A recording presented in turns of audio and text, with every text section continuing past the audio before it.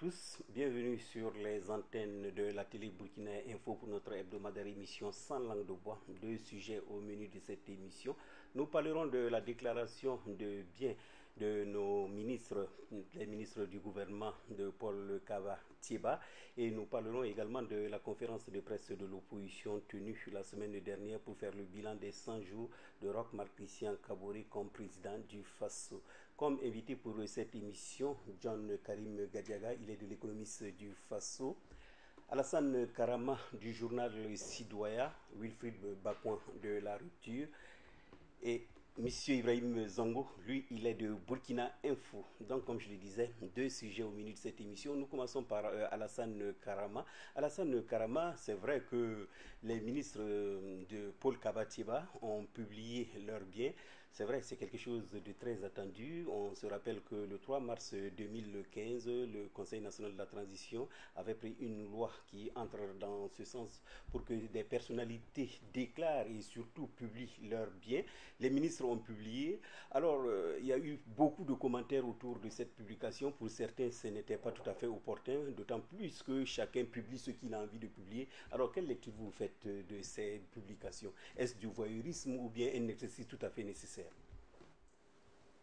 Je pense que c'est un exercice nécessaire, parce que c'est d'abord une loi qui justement oblige ces autorités-là à consacrer justement cet exercice, à se consacrer justement à cet exercice. Et donc il vaut à mon sens mieux en tout cas respecter justement ces dispositions légales. Et ensuite, dans le principe et même dans l'esprit, je pense que c'est une très bonne chose. C'est une très bonne chose. Dans la mesure où, bon, ça devrait permettre de mesurer un peu qu'est-ce que les uns et les autres ont pu emmagasiner, justement pendant donc leur mandat à des postes donc, de responsabilité. Donc, de prime abord, ça devrait permettre effectivement d'inscrire plus donc, de transparence et même d'établir une certaine confiance entre l'administration et l'administré, si vous voulez, les autorités et justement ces populations-là, lorsque bon, ils savent que ceux qui les dirigent avaient tel montant et après justement leur mandat, que ça n'a pas été simplement justement un passage pour l'enrichissement rapide. Parce qu'on le sait, hein, il ne faut pas se voiler la face. Au Burkina Faso, justement, ces postes sont vus par certains comme la courte échelle pour en tout cas changer radicalement de statut. Donc on part pratiquement donc du néant et puis bon, on se construit justement une vie vraiment de confort. Donc dans le principe, c'est une très bonne chose. Maintenant, ce que je dirais, peut-être que ça manque donc d'accompagnement. Parce que pour en tout cas ce que je sais de la loi, tout de suite, de prime abord, on demande simplement aux gens donc de déclarer. De déclarer en comptant bien entendu sur leur bonne foi, et ce qui est tout à fait normal. Mais systématiquement, il n'est pas dit quelque part que on va chercher tout de suite à vérifier si ce qu'ils ont dit. C'est vrai que ça peut se faire, mais peut-être c'est suite à des événements que ce processus peut être déclenché. Donc, si bien que bon, chacun est appelé à déclarer ce qu'il veut déclarer, donc consacré au principe, mais sans peut-être aller jusqu'à l'esprit. Parce que l'esprit, on a voulu quand même qu'on soit sincère. Ce qui n'est pas, en tout cas jusque-là, toujours le cas. Donc, ça donne toujours lieu. Et bon, quand on regarde aussi, je ne sais pas, qu'est-ce qu'il faut dire, parce que les mêmes populations, lorsqu'on on essaie d'être sincère, on va dire, ah, finalement, lui, il est trop riche, pour être peut-être même burkinabé. Et ensuite, si aussi on ne déclare pas tout, on dit qu'on cache des choses. Bon, je ne sais pas en fin de compte qu'est-ce qu'il faut faire, mais il va falloir des mécanismes peut-être d'un meilleur suivi. Et à ce propos, hein, je vois peut-être c'est vers la SE donc, qui pilote un peu cette affaire, mais aussi tout le peuple burkinabé et même nous, en tant qu'hommes de médias, si effectivement on est au courant donc d'informations comme quoi le monsieur en question aurait donc des cours qu'il n'aurait pas déclarés, c'est également notre rôle dans l'investigation de les révéler au grand public et bon, pour que la SE ou autre structure puisse en tirer en tout cas toutes les conséquences. Ok. Ibrahim Zongo, c'est vrai que Alassane Karama a parlé de l'esprit de la lettre, comme on le dit en droit. Alors, nous, pour nous focaliser uniquement sur la forme, on a l'impression que ce sont des déclarations disparates d'un ministre à un autre, les choses changent. Est-ce qu'on n'aurait pas peut-être espéré qu'il y ait un formulaire unique où chacun doit mettre les informations nécessaires? Dit qu'il faut un formulaire unique où chacun doit mettre les informations nécessaires. Moi, à mon sens, je pense que ce serait restreindre ou bien ne pas donner l'impression que certaines personnes n'ont pas tout déclaré. Parce que quand on fait un formulaire, c'est sûr que certains auront plus à dire, mais oui, mais le formulaire ne par pourrait exemple, pas on met cash, compte en banque, tu ne mets rien, c'est que bon, et on peut là au moins justement, comprendre que tu n'as rien mis. à ce niveau, je pense que je suis dans la même ligne que vous, parce que je pense que pour les comptes en banque précisément, pour les ministres qui viennent de faire leur déclaration, il n'y a pas de la traçabilité pour tous ceux qui ont fait la déclaration.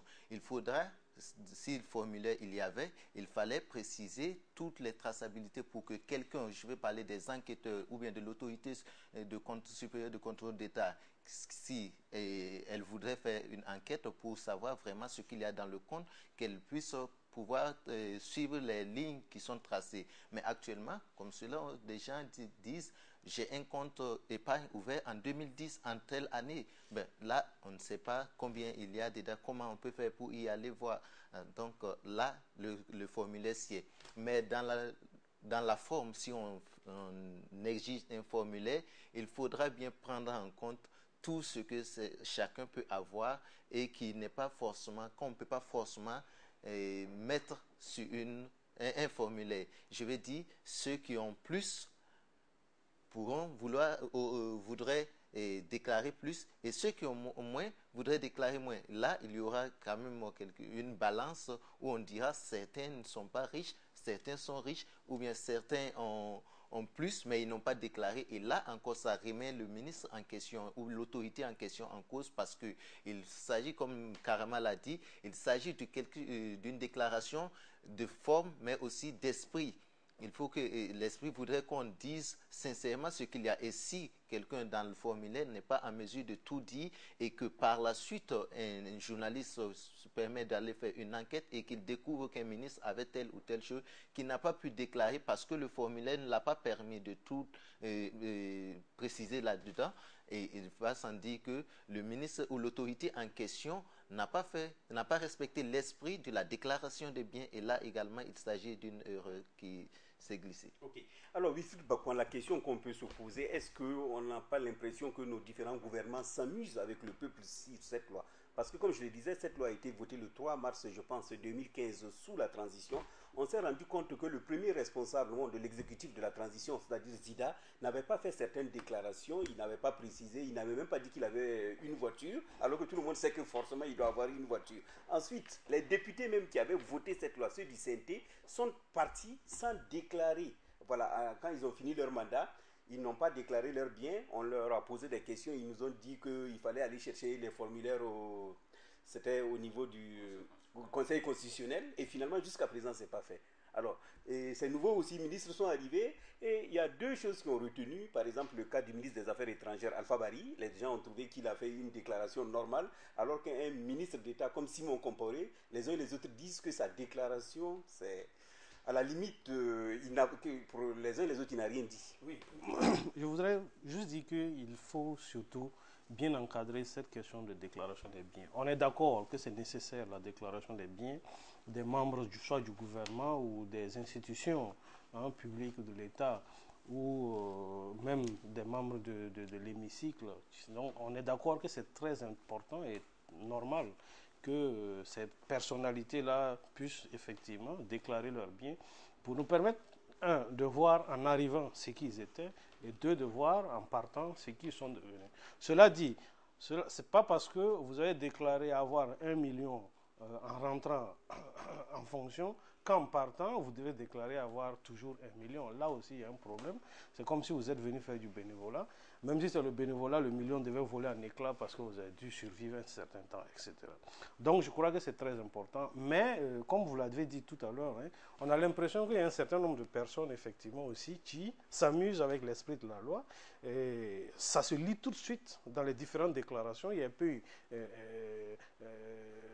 a un peu, comment on appelle ça, un déséquilibre entre les déclarations que les différentes personnalités ont faites. Donc, vous l'avez tout de suite dit, le ministre des Affaires étrangères qui a déclaré ses biens, on ne sait pas c'est exhaustif ou c'est pas exhaustif, on ne sait pas.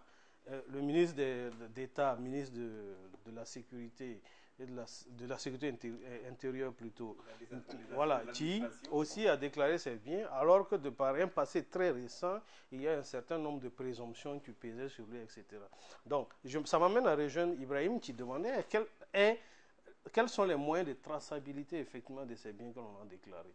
Ça, c'est une chose. Deuxièmement, il y a quelque chose que je ne vois pas effectivement dans les biens que les gens déclarent. Ce sont les dettes.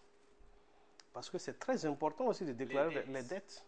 C'est-à-dire, en venant en fonction, si vous êtes endetté, il faut dire que vous êtes endetté. Si vous avez un crédit à la banque. Oui, soit en banque ou endetté ailleurs. Il faut dire que vous êtes endetté. Parce que le problème, c'est quoi? C'est pour éviter que les gens puissent dans les caisses de l'État. Alors que la dette, quand vous la traînez par vous, on peut puiser dans les caisses de l'État et verser directement sans avoir, bien sûr, sans passer par une banque quelconque. Donc, il y a un problème de traçabilité.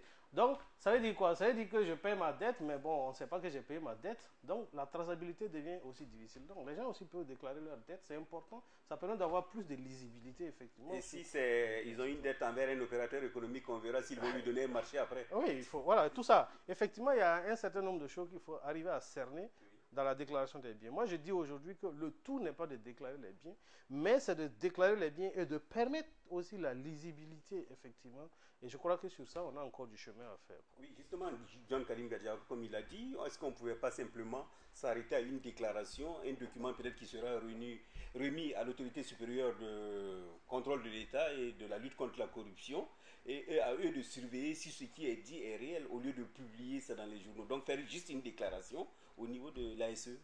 Effectivement, à partir de maintenant, la réflexion mérite d'être menée parce que incontestablement, cette volonté de transparence, en tout cas qui a été mise en place avec cette loi-là, est en train de dévier de ses intentions. Ce n'est véritablement pas dans ce sens que, effectivement, les gens avaient voulu la chose.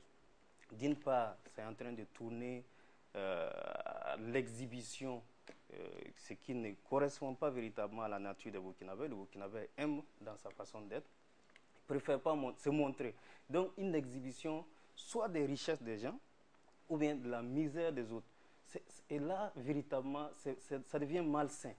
Et d'autre part également, ça donne lieu à un certain voyeurisme de la part des personnes qui, pas pour des raisons objectives, cherchent tout simplement à faire du bruit, à parler de ce que l'autre a ou n'a pas, juste pour le dénigrer ou bien pour dire non, sans se donner véritablement les moyens de dire, quand je dis que cette personne, sa déclaration n'est pas juste, voilà les éléments sur lesquels je me base.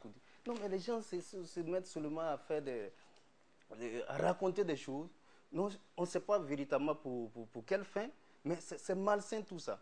Donc, véritablement, et quand vous posez la question de voir si effectivement il ne faut pas faire les déclarations au niveau de l'autorité supérieure de contrôle de l'État et puis se limiter à là, effectivement, et à partir de maintenant, la tournée que la chose est en train de prendre, véritablement, on mérite de voir, parce qu'il ne faut pas donner l'occasion à des gens tout simplement de s'asseoir dans leur coin, telle personne, ce qu'il a déclaré, ce n'est pas juste.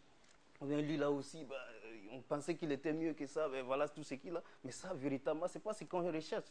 Et donc, du coup, je remarque une chose, c'est que le débat est mal posé. Il ne s'agit pas de qu'est-ce qu'on a ou qu'est-ce qu'on n'a pas. C'est comment on a fait pour avoir ce qu'on a. Ça, c'est une question. Voilà, c'est ça le débat. Quand quelqu'un dit j'ai ça, mais il faut se demander pourquoi il a ça, comment il a fait. Est-ce que véritablement ces moyens lui permettent, ou bien la fonction dans laquelle il se trouve lui permet d'avoir. Et en ce moment, c'est une enquête qui est menée. Et ça permet de lutter même contre le délit d'apparence. Absolument, il ne faut pas se précipiter, il ne faut pas dévancer l'enquête pour dire « Ah non, ce n'est pas juste ». Non, mais attendez, c'est comme tout sujet, en tout cas des débats ou en tout cas pour sujet journalistique. Quand on a un soupçon quelque part, il faut aller mener une enquête, chercher des éléments de confirmation ou de contestation pour dire à partir de ces éléments, les déclarations sont fausses et en ce moment, la personne est coupable de n'avoir pas dit la vérité. Okay. Mais tant qu'on n'a pas fait ce débat, on ne peut pas se dire, oh non, j'ai même vu pour un ministre, mais lui là aussi, c'est tout ce qu'il a comme ça. Mais franchement. Donc ça veut dire qu'aujourd'hui, je peux être ministre, déclarer des biens que j'ai volés, mais il n'y a pas de problème. Mais non, pas qu'il n'y a pas de problème. Lorsque vous avez volé, voilà pourquoi j'ai dit parce que lui, il parle de la traçabilité. Ça allait être intéressant. Malheureusement, comme il n'y a pas de traçabilité... C'est pas qu'il n'y a pas de problème. Je ne sais pas. C'est pas qu'il n'y a pas de problème. Mais justement, quand vous avez volé ces biens-là, on sait que, bon, effectivement, telle personne, quelque part, bon, il y a des gens qui peuvent quand même dire, bon, je ne suis pas sûr que véritablement il a pu avoir honnêtement ces biens. En ce moment, on met une enquête. Okay. Voilà. Non, je veux dire, en fait, ça dit qu'à partir du moment que les déclarations sont faites, et qu'il y a un doute manifeste qui se pose sur les biens d'un membre du gouvernement ou d'un député ou d'un président d'institution, c'est en ce moment que effectivement la loi sur les délits d'apparence rentre en vigueur. On connaît ici, je connais mon ami Karama, s'il me dit qu'il a un yacht quelque part, j'ai dit bon, sans douter des capacités de mon ami, je vais me demander, je dis, mais tu as eu ça où? C'est pas malsain, c'est pour juste vérifier effectivement, parce qu'on est en République, si effectivement il n'y a pas eu des moyens illicites d'acquisition effectivement d'un bien. Même s'il y a eu des moyens illicites, est-ce que c'est des moyens de l'État? Voilà. C'est en fait parce qu'à partir du moment où vous occupez un poste où le contribuable effectivement contribue à vous prendre en charge, etc., c'est de voir est-ce que vous n'avez pas abusé effectivement des biens du contribuable pour pouvoir vous offrir d'autres biens privés. Okay. C'est là que le délit d'apparence rentre en compte. Et je crois que ce niveau-là, on n'a pas encore atteint avec la loi sur la déclaration des biens. C'est-à-dire qu'après la déclaration des biens, est-ce que l'autorité prend le soin effectivement de fouiller dans les différents comptes et les différentes richesses de nos dirigeants? Je crois qu'on n'a pas encore atteint ce niveau. Oui, Karama, il y a un autre article que personne ne touche, c'est-à-dire ce sont les personnes liées, notamment votre épouse. Vous devez effectivement déclarer ces biens, vos enfants également, et les prête-noms, comme on l'a dit, mais tous ceux qui ont déclaré, que ce soit sous la transition ou bien sous ce nouveau gouvernement, personne n'a parlé des biens de sa femme. Alors que si on prend l'affaire Zida, on voit que par exemple sa femme, le nom de sa femme apparaît dans l'achat des parcelles de la Sonature. Donc ça veut dire aujourd'hui que si, ça sera peut-être intéressant que nos ministres aussi déclarent ce que leurs femmes ont, parce que ce sont des personnes liées, ou bien même si peut-être il y a des sociétés prête-noms, ou bien peut-être là ce sera difficile quand même de déclarer une société prête-noms quand même. Non, bon, en fait, je suis d'accord qu'il y a beaucoup d'insuffisances. Sinon, même c'est que, je ne sais pas, comme je n'ai pas encore vu la fiche donc, de déclaration, mais je sais que tous ces éléments-là sont prévus. Même le passif, par exemple, le crédit et tout ça, le passif, tout ça est prévu. Les meubles à la maison, tout ça c'est prévu. J'ai même vu certains ministres qui l'ont fait. Bon, même si je trouve que franchement, est-ce qu'il faut qu'on en arrive jusqu'à là, c'est-à-dire j'ai acheté un lit, bon, je ne sais vraiment pas. Hein. Donc, tout ça est prévu. Maintenant, peut-être qu'il faut travailler à uniformiser pour moi les déclarations, puisque en principe, c'est la même fiche que chacun devrait renseigner. Maintenant, qu'il y ait au moins tous les éléments constitutifs, quitte à ce qu'on puisse mettre néant. Mais au moins, on sait que...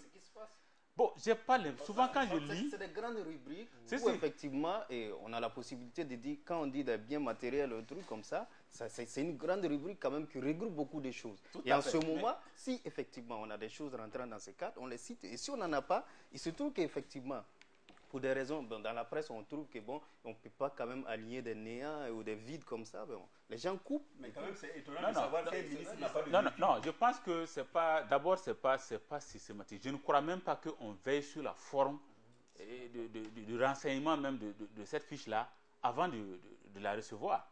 Parce que tout de suite, on reçoit la fiche, bon, directement, on fait pour les... Mais pour le principe de la publication, parce que pour moi, c'est pas parce qu'il y a ce débat, parce que ça, je l'ai dit sur ce même plateau, les Burkinabés sont devenus connaisseurs de tout finalement. Donc, même si ce n'est pas à ce niveau, il y aura toujours ce type de débat. Pour moi, rendre ça public, c'est aussi... Parce qu'on dit, parce que vous voyez un peu l'objectif, ça va au-delà. C'est vrai qu'il y a la transparence, mais aussi c'est pour établir une sorte donc, de confiance avec donc, ce peuple-là. On s'est plaint ici pendant des années que le président Compaoré, par exemple, soi-disant faisait sa déclaration, mais c'était juste au Conseil constitutionnel.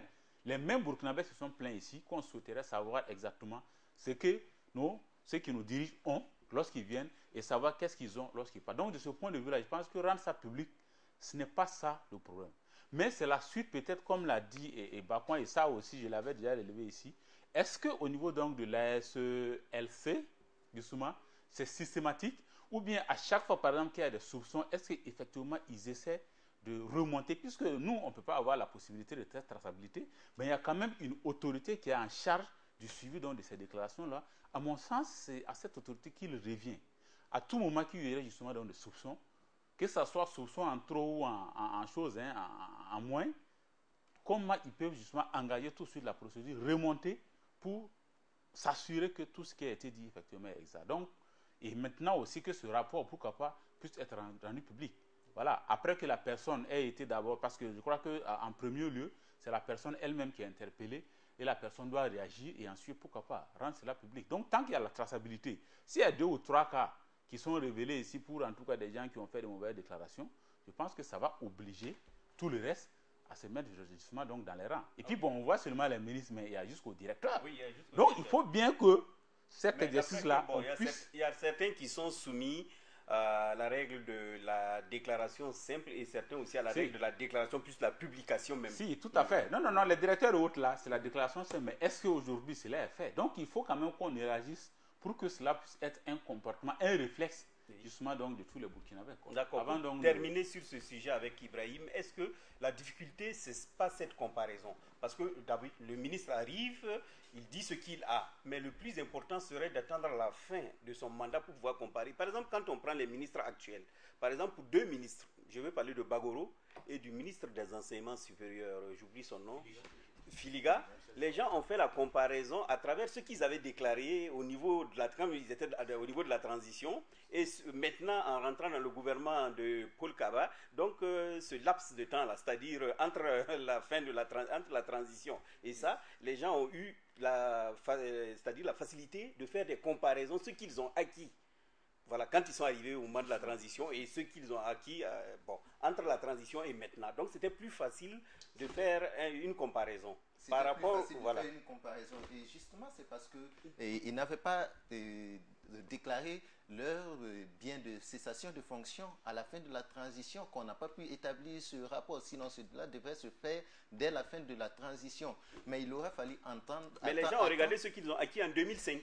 Justement, il aurait fallu attendre... En 2015 plutôt. Il aurait fallu attendre le nouveau gouvernement de Paul Kaba-Thiéba pour faire la comparaison. C'est là encore où la loi sur la déclaration de biens souffre dans son application. Et il faut dire également la déclaration de biens des membres du gouvernement, cela a un avantage parce que en plus de la comparaison que les gens pourraient faire et qui peut, je vais dire, qui peut susciter la curiosité de l'ASE, LCE, qui peut mener des enquêtes pour savoir exactement si cela, ce que les 2 ministres dont vous avez pris l'exemple, ce qu'ils ont dit, pour savoir si c'est vraiment conforme, l'ASE, LCE peut le faire. Mais en plus, cela met également ceux qui sont arrivés, je vais parler des autorités, cela les met également à l'abri de la colère de la population en cas de situation de mauvaise gestion. Je prends un exemple du cas de Blaise du soulèvement populaire d'octobre 2014. Il y a des biens qui ont été saccagés ou pillés, justement parce qu'on soupçonnait ces personnes de s'être enrichies illicitement. Mais la déclaration des biens permettra de savoir que telle personne, quand il venait au gouvernement, il avait tel et tel bien, et donc on sait que ce n'est pas sur le dos de la population que cette personne s'est sucrée. Et en retour, en revanche, on pourrait savoir également que tel ministre, il est arrivé, et c'est quand il est arrivé aux affaires qu'il a eu tel ou tel bien. Et là également, ça permettra de rebondir sur une enquête qui pourrait déterminer la nature, la provenance de ce bien-là. Et là où j'ai rejoint Bakouin qui dit que ça permettra également d'entamer d'autres procédures sur le délit d'apparence qui permettra de situer les faits et les rétablir acquis des droits en cas de non-conformité à la loi. Ok. Nous passons donc au second sujet de cette émission. Vous parlez de la conférence de presse du CEFOP, le chef de file de l'opposition, pour faire lui également le bilan des 100 jours de rock comme président du FASO, John Karim Gadiaga. C'est vrai, beaucoup de choses ont été dites par l'opposition. Donc, vous, en tant que journaliste, quelle lecture? Bon, déjà, je voudrais quand même observer une chose lors de la conférence de presse de l'opposition. À cette conférence de presse-là, j'ai vu donc une opposition constituée notamment des Zéphirien Diabré, président de l'UPC, et surtout des anciens membres de la coalition au pouvoir, oui, notamment au temps de Blaise, notamment les CDP. Moi, déjà, c'est une belle image il va falloir souligner, parce que c'est comme ça effectivement que nous souhaitons voir les politiciens se comporter dans cette démocratie-là. Donc, ils ont été chassés par une insurrection, mais quand même, ils reviennent pour assumer leur rôle d'opposant. Donc, ça, c'était la chose que je souhaitais souligner. Et il faut dire qu'effectivement, dans la politique, on peut véritablement être ensemble, sans que, en tout cas, c'est un débat d'idées et ce n'est pas la guerre. Après cela, au niveau du contenu, l'opposition a parlé de tâtonnement, d'hésitation et de recyclage. Et j'avoue que je suis totalement en phase avec ce diagnostic fait par l'opposition. Et je me permets même souvent de penser qu'ils ont repris exactement, en tout cas, les propos que j'avais tenus, et que, notamment les posts que j'avais fait sur ma page Facebook et tout ça là. C'est exactement la même chose que j'avais vu, en tout cas au cours de ces 100 premiers jours.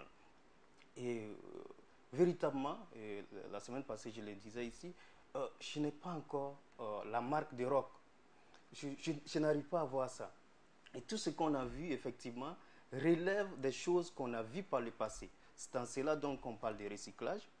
Et quand on parle des mesures sociales dans le domaine de la santé, de l'éducation, la gratuité des soins, et des travaux à haute intensité de main-d'œuvre, mais toutes ces choses-là existaient par le passé. Et on n'a fait que les recycler. D'ailleurs, bon, il faut dire que ce n'est pas des mesures, à mon avis, c'est des mesures qui ne sont pas réalistes, qu'on ne pourra pas, en tout cas, appliquer sur le long terme, compte tenu du contexte dans lequel nous sommes, contexte financier, économique et tout ça. Mais néanmoins, bon, on les a amenés juste pour permettre à la population de dire qu'il y a quelque chose qui est fait. Et en plus, quand on parle de tâtonnement, véritablement, il y a un tâtonnement parce que on ne sent pas, il n'y a pas une lisibilité assez claire de l'action. On ne voit pas la dynamique, on ne sait pas dans quel sens.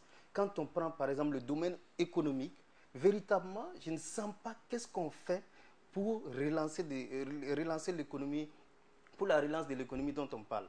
Et déjà, il y a... Mais sur cette question, je pense que Zéphirin Diabré posé, on lui demande mais quelle allait être votre solution. Il a dit la première chose qu'il allait faire, si c'était lui qui était au pouvoir, c'était de travailler à effacer la dette intérieure. Parce que là, ça permettra aux sociétés d'embaucher, d'investir et que l'économie puisse fonctionner. C'est possible. La question de la dette intérieure reste posée. Mais actuellement, ce n'est pas Zéphirin qui est au pouvoir. Nous jugeons ceux qui sont au pouvoir. Maintenant, ce qui est fait dans ce sens, véritablement, en tout cas, on n'a pas eu d'action dans le sens de l'économie. Et ce n'est pas des résultats que nous cherchons, mais une ébauche quand même de l'action, quelque chose qui donne la direction qui va être prise par rapport à l'économie. Et à ce niveau, on n'a pas vu. On n'a pas vu grand-chose. Ils sont d'ailleurs à l'élaboration du plan national de développement économique et social, qui est le référentiel qui va remplacer la SCAD. Donc, ce plan n'est pas encore prêt. Donc, ça veut dire que déjà, il n'y a rien. Tout ce qui a été fait relève du tâtonnement. Hésitation également, parce que véritablement, on va dans tous les sens. D'accord. Voilà. Ok, John Gadiaga. Oui, Wilfried Bakouan, quelque part, le chef de file de l'opposition a dit qu'il a l'impression qu'ils étaient préparés à gagner le pouvoir, mais pas à le gérer. Oui. J'ai une posture un peu plus compliquée, mais en réalité, c'est pour dire que le chef de file de l'opposition sur ce coup n'a pas tort, parce que nous avons vu un peu avec les démissions en cascade au CDP le 4 janvier 2014, et puis la trajectoire que le parti a pris, c'était juste une fixation, le pouvoir ou le pouvoir. Effectivement, le pouvoir est tombé, comme il le dit. Ils ont réussi à avoir le pouvoir. L'autre paire de manches, c'est la gouvernance qu'il faille maintenant initier et voir comment il faut conserver le pouvoir. Je crois que c'est ça qui complique naturellement la tâche de ces nouveaux dirigeants, les nouveaux anciens dirigeants, je le dirai toujours. Et maintenant, ce que j'ai constaté dans cette sortie du chef de file de l'opposition en général, c'est que c'est une première aujourd'hui que de voir au Burkina Faso le débat sur le développement économique et social du pays se mener entre deux partis politiques ou bien deux entités politiques. Avant, ça se menait bien sûr, mais c'était entre les dirigeants et les syndicats ou entre les dirigeants et les mouvements des droits de l'homme. C'était les débats. Mais aujourd'hui, les partis politiques aussi se jettent effectivement dans ce type de débat-là pour apporter la contradiction. Parce que il a dit, lui, il allait effacer la dette intérieure d'abord. Voilà, on voit un peu entre Sarkozy et puis Hollande le débat économique qui se posait pour convaincre l'opinion, pour montrer effectivement la voie à suivre. Je crois que ça, c'est une première et que, bon, si ce débat-là, il est sain, tant mieux, il faut le saluer. La deuxième chose, c'est qu'on a vu une opposition qui a décortiqué les 100 premiers jours les 100 premiers jours de gouvernance du président du Faso.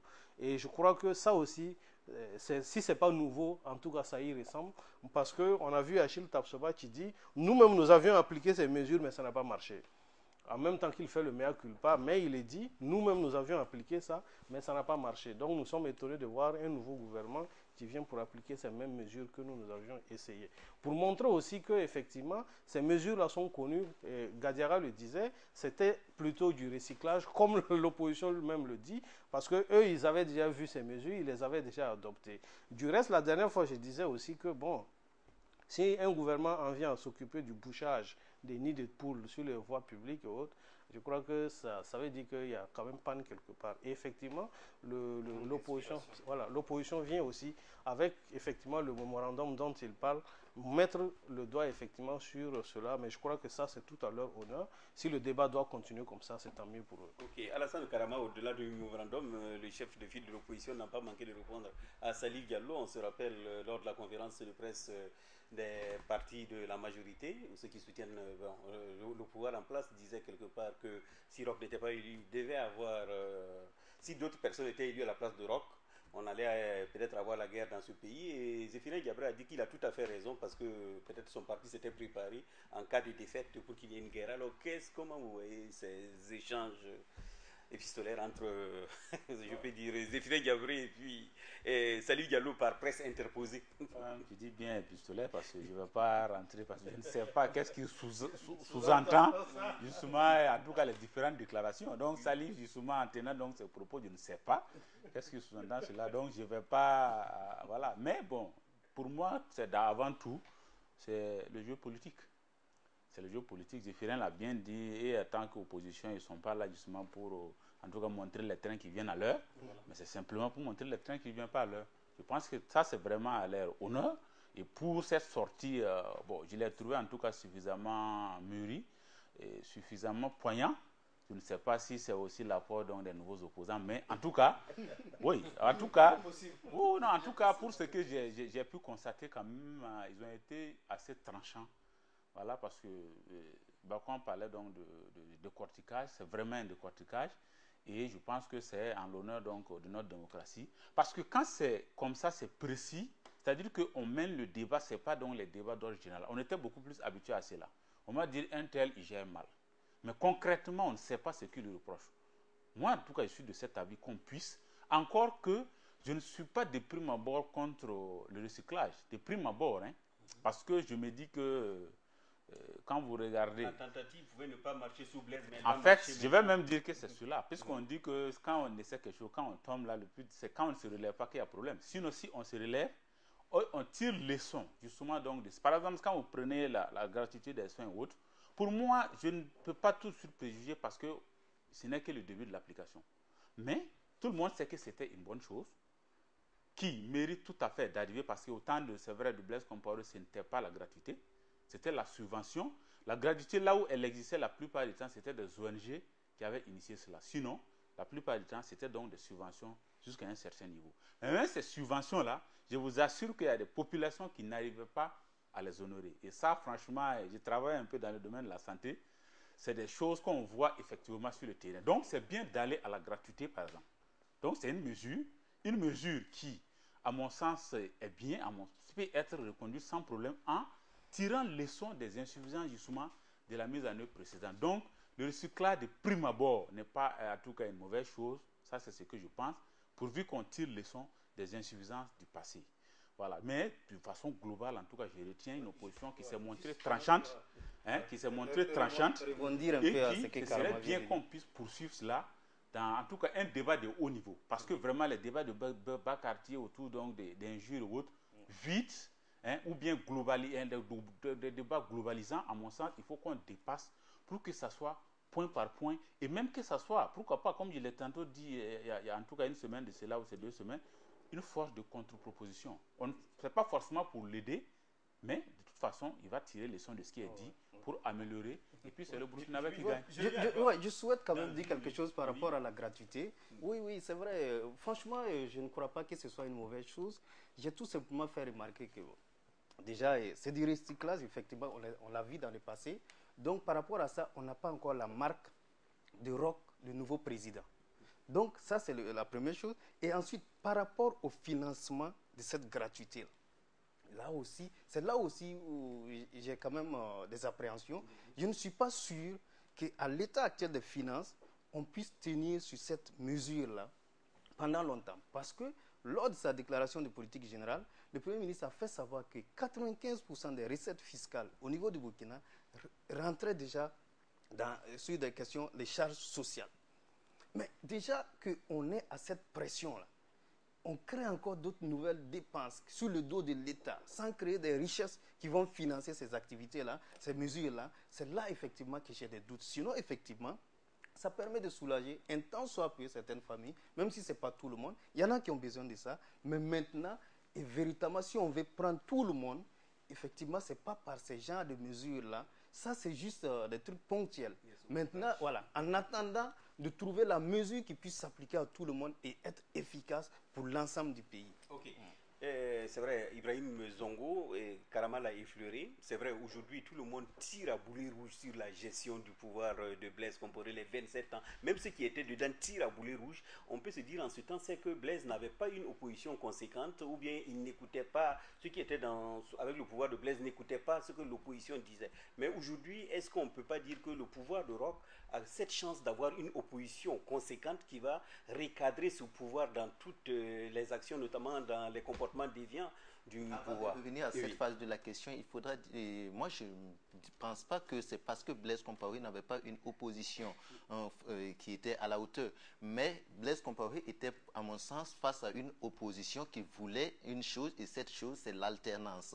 Et tous les actions que cette opposition menait, c'était dans le sens à parvenir à l'alternance. Mais aujourd'hui, de par la conférence de presse du chef de file de l'opposition le 12 avril dernier, on a remarqué une chose, c'est que l'opposition a décrit la situation qui est là, qui est en place. Et à travers cette description de la situation en place, c'est en même temps interpellateur. Cela interpelle les autorités en place à revoir telle ou telle chose. Par exemple, le côté tâtonnement ou hésitation, qui est tout à fait une réalité.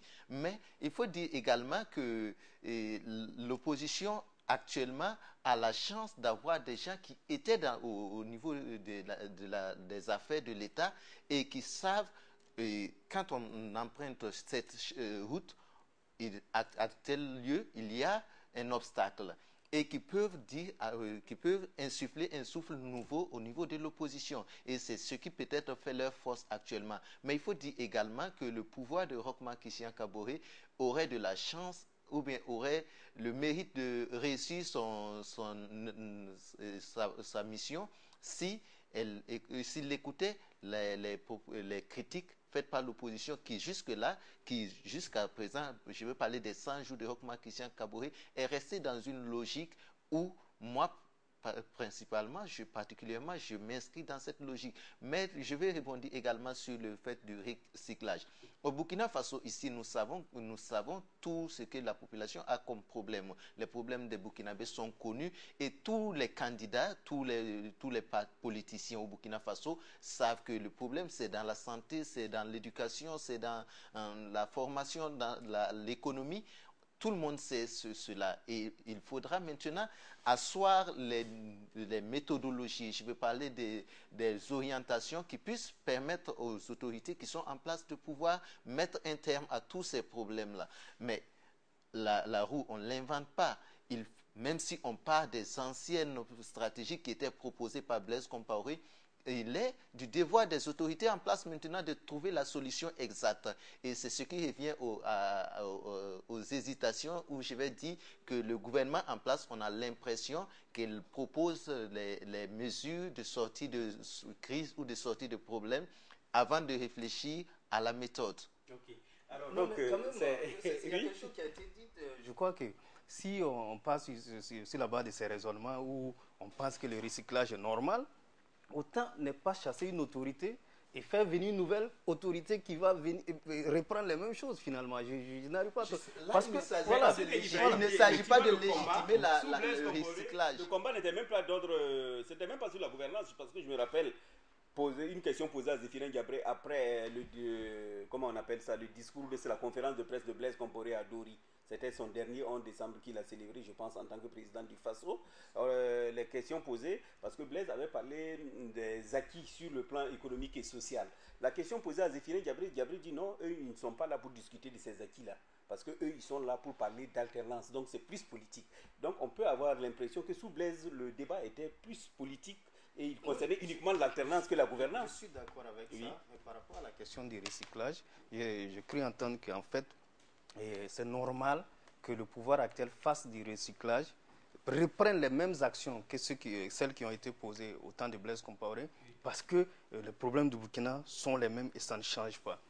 J'ai dit non, les problèmes ne changent pas, mais la façon de les résoudre quand même doivent différer. Si il y a un nouveau pouvoir qui arrive, qui dit que nous apportons les changements, effectivement, il faut qu'il propose quelque chose de nouveau dans la façon de résoudre effectivement ce problème-là, pour qu'on puisse sentir déjà une nouvelle façon de faire qui soit efficace. C'est dans le résultat et non dans les actions. Et il ne s'agit pas là de légitimer. Mais ce sont les mêmes actions qui n'ont pas produit les résultats que nous attendions. Il y avait des méthodes qui ont tracé leur schéma. Ce sont les mêmes actions. Ce que je veux relativiser dans cette affaire, on ne dit pas que, moi personnellement en tout cas, ma vision, on ne dit pas que c'est dit systématique.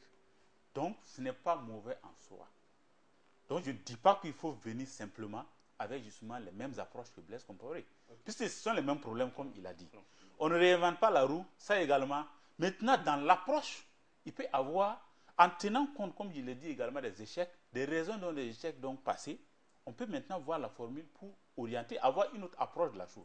Okay. C'est cela. Ok, pour terminer sur cette question avec Wilfried Bacouan, c'est vrai, ils n'ont pas omis de parler du tâtonnement sur le volet sécuritaire, notamment avec les Kolowego. Hein. Ah oui, tout à fait. En fait, comme je l'ai dit, c'est l'opposition a pris le soin, bien sûr, d'étudier les questions avant de se présenter devant la presse. Et ça, je le répète, c'est tout à leur honneur. J'ai l'impression que depuis que le chef de file de l'opposition a été installé, on n'a plus envie de donner la face d'une opposition qui ne sait pas ce qu'elle veut. Ils ont envie peut-être de donner, il y a deux cas, d'abord de donner la face d'une opposition aussi qui sait qu'elle maîtrise les dossiers, parce qu'ils sont tous passés au gouvernement finalement, que ce soit opposition ou homme de pouvoir, ils se savent maintenant assez, parce que quand vous prenez le pouvoir aujourd'hui, avec ce conglomérat de partis qui le soutient, ils savent aujourd'hui, ils ont la réalité du pouvoir. Et quand on prend l'opposition aujourd'hui, avec tout ce conglomérat aussi de partis, on sait que ceux qui tirent la tête aussi ont une certaine expérience de la gestion effectivement de la chose publique. Justement, il y avait simplement que les sankaristes de BDW, les Sankara, qui n'étaient pas encore allés au pouvoir. Aujourd'hui, ils y sont. Donc, ça veut dire qu'on a deux forces effectivement qui s'équivalent sur le plan, bien sûr. Donc, il y aura toujours effectivement dans le débat une certaine force dans le débat, une certaine hauteur, comme le disait Karaman tout à l'heure dans le débat. Donc, sur la question sécuritaire, l'opposition y est revenue, parce que quand on les prend, les partis qui y sont, que ce soit au pouvoir ou à l'opposition, chacun a proposé un programme de société aujourd'hui que les Burkinabés connaissent, etc. Donc, en fonction de tout cela, chacun est capable de dire, voilà, par quel bout il faut saisir effectivement tel problème sécuritaire, par quel bout il faut saisir tel autre problème économique, etc. etc.